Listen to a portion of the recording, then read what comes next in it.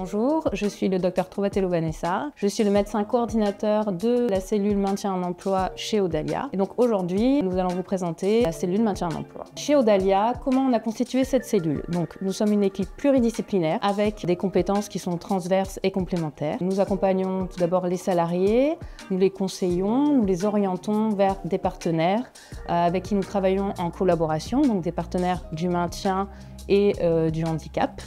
Et grâce à notre expertise en interne et à tous ces partenaires, nous mettons en place un plan d'action afin de trouver des solutions de maintien en emploi. Nous accompagnons aussi bien sûr les employeurs à répondre à leurs obligations de reclassement, aménagement de poste et formation.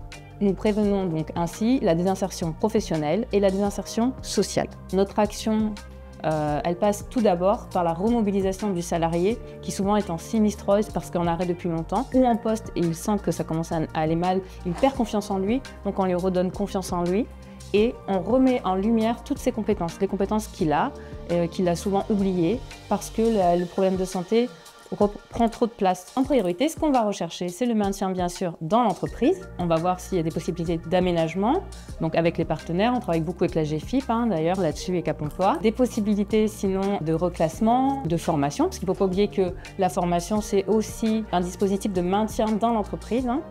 Et si ça n'est pas possible, parce que bien sûr on parle de salariés qui ont une problématique de santé, on va travailler avec le salarié et l'employeur la réorientation professionnelle.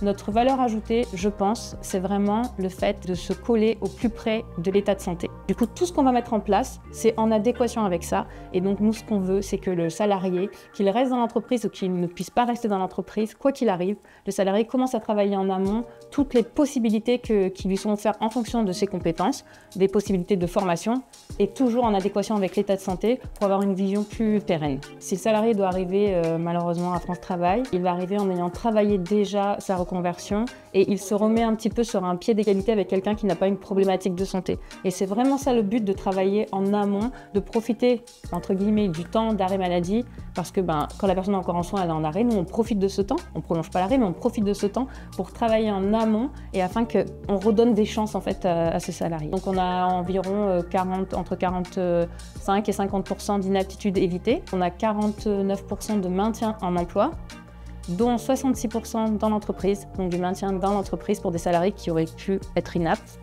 Il y a 12% qui ont créé leur entreprise, qui sont en création d'entreprise, d'autres qui sont en formation. Pour voir un peu vraiment si notre action est efficace, on rappelle les personnes à 1 an de la fin du suivi.